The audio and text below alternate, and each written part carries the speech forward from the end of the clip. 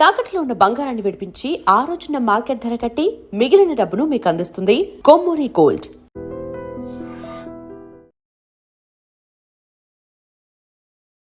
Welcome to iDream. ఈ రోజు మనతో పాటు international lawyer doctor K Rajesh Kumar గారు ఉన్నారు. మాట్లాడదాం. నమస్తే అండి, వెల్కమ్ టు అవర్ షో. నమస్తే అండి, బాగున్నారా? బాగున్నాను, మీరు బాగున్నారా? బాగుందండి. చాలా మంది ఇప్పటికి మనం అంటే ఎంతో మంది చీట్ అయ్యారు, ఇది కరెక్ట్ కాదు అని తెలిసినా కూడా చాలా మంది ఫారెన్ లో జాబ్స్ అనగానే చాలా మంది దానికి ఇంప్రెస్ అయిపోయి లక్షలు వాళ్ళకి ఇచ్చేసి మోసపోతూ ఉన్నారు.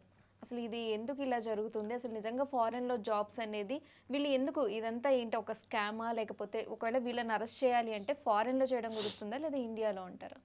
మీకు ఒక ఇన్సిడెంట్ చెప్తానండి. యాక్చువల్గా when I was travelling from Malaysia to Singapore by ship.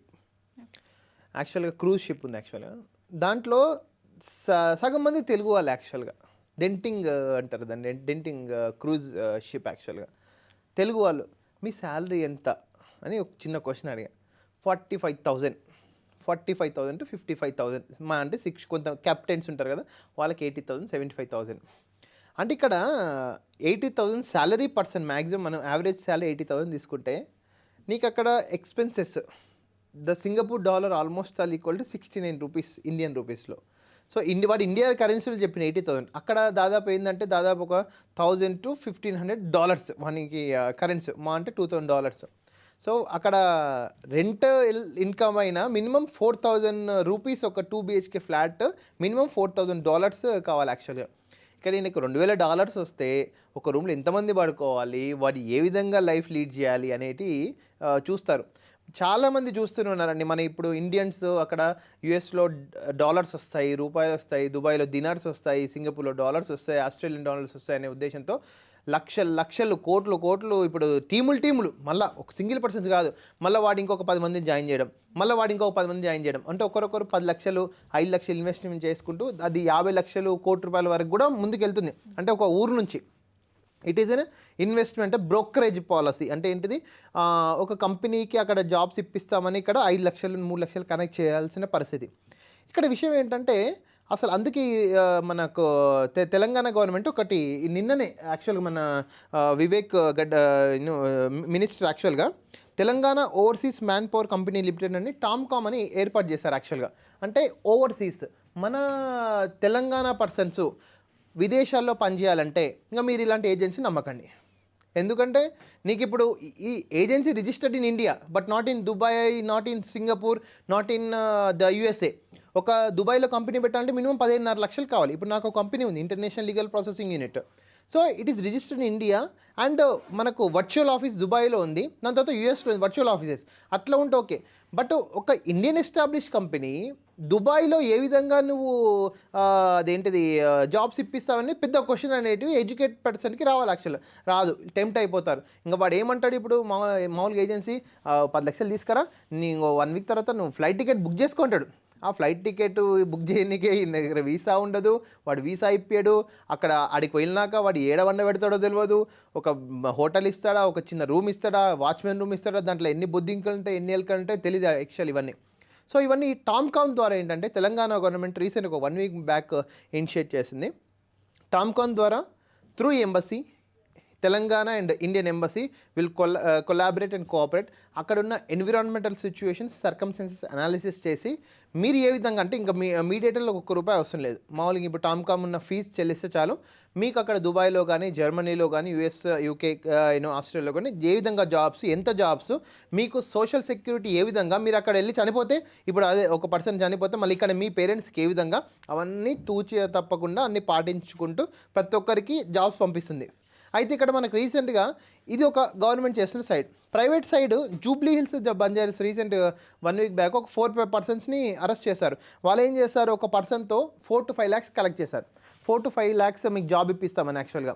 So ఇక్కడ 4 to 5 lakhs అనేది అంత అవసరం లేదండి. మామూలుగా అంటే మీరు ప్రాసెసింగ్ ఫీజు తీసుకోవచ్చు, మా అంటే 1,50,000 తీసుకోవచ్చు. ఇప్పుడు ఇక్కడ ఒక పర్సన్, ఒక మేనేజరు ఒక 100 మందితోటి 4 లక్షలు తీసుకున్నారు. అది 4 కోట్లు అయింది ఆల్మోస్ట్. ఇది ఏం చేస్తాడు, రష్యాను దుబాయ్ వెళ్ళి అక్కడ ship cruise ship manager human HR డిపార్ట్మెంట్కి అప్రోచ్ అయ్యి నా దగ్గర ఇంకా 100 మంది ఫీజు.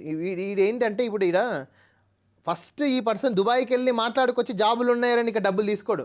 ఫస్ట్ ఇన్వెస్ట్మెంట్గా వీడు 4 లక్షలు కలెక్ట్ చేస్తాడు ఇక్కడ ప్రతి ఒక్కరిని. ఆడు జాబులు ఉన్నాయో లేదో తెలియదు. దుబాయ్కి వెళ్తాడు. దుబాయ్లో ఆ 100 ఎన్ని ఉన్నాయి, ఓ 2 ఉన్నాయి, మిగతా 90 వేకెన్సీ. ఆ 2 కూడా నాకు వీళ్ళు కావాలంటాడు, ఇంకా దొరకవు. మళ్ళీ దుబాయ్లో ఒక షిప్స్ అన్నీ పట్టుకుంటాడు, ఒక 50 షిప్స్ను, క్రూజ్ షిప్స్ని పట్టుకుంటాడు. దాని తర్వాత దుబాయ్ లేవు, ఇంక టెన్షన్ స్టార్ట్ అవుతుంది. దాని తర్వాత సింగపూర్, అదే డబ్బులతో దుబాయ్ హోటల్కి వెళ్తాడు, దుబాయ్ ఎంజాయ్ చేస్తాడు. దాని తర్వాత రష్యా పోతాడు, రష్యా తర్వాత సింగపూర్ పోతాడు, సింగపూర్ తర్వాత ఆస్ట్రేలియా పోతాడు. ఇప్పుడు అంటే ఏర్పాటు చేసుకున్న 4 కోట్లను అన్ని కంట్రీస్లో వీడు సగం ఎక్స్పెండ్ చేసి పెడతాడు. ఎందుకంటే మనకి బ్రెడ్ అండ్ బటర్ తెలియదు ఈ ఎక్స్పెన్స్తో. లాస్ట్కు ఒక 10-20 జాబ్స్ అక్కడక్కడ మాట్లాడి అంటే 20-30 జాబులు పెడతాడు. 30 మందికి జాబులు అసైన్ చేసిండు. దాని తర్వాత మళ్ళీ ఆ జాబ్ కంటిన్యూ అవుతుందో లేదో తెలీదు. మళ్ళీ మిగతా 60-70 మంది ఏం చేయాలా, పోయి జూబ్లీహిల్స్ పోలీస్ స్టేషన్లో కంప్లైంట్ చేయాలి. Got in my point.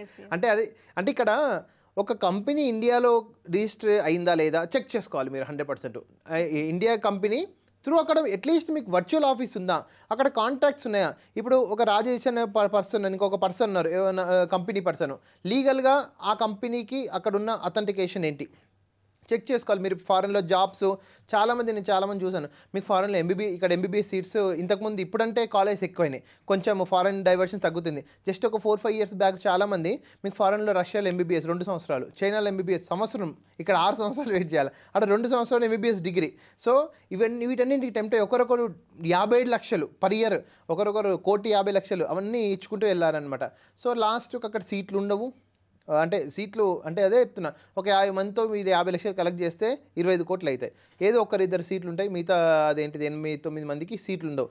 So ఇవన్నీ కూడా ఒక పర్సన్కి మీరు మీడియేటర్కి వెళ్ళేటప్పుడు ఆయన అథెంటికేషన్ ఏంటి, ఆయన బ్యాక్గ్రౌండ్ ఏంటి, ఆయన ఎంతమందిని జాబ్లో పెట్టించారు, ఫారెన్లో ఎంతమంది అపాయింట్మెంట్స్ ఇచ్చారు, ఎన్ని కేసెస్ డీల్ చేశారు, అంటే ఇప్పుడు ఇలాంటి కేసెస్ ఎన్ని డీల్ చేశారు, ఇవన్నీ కూడా వెరిఫికేషన్ చేసుకుంటే ఇలాంటి మోసాలు జరగవు. ఎందుకంటే ఇప్పుడు వచ్చినాక చాలా జాబ్స్ అనేటివి కూడా రిమూవ్ జరుగుతుంది. So every one is depending on అంటే ఇప్పుడు ఫారెన్లో కూడా అదే పరిస్థితి, ఇండియాలో ఏ విధంగా పరిస్థితి ఉందో ఫారెన్లో కూడా జాబ్స్ లేవు.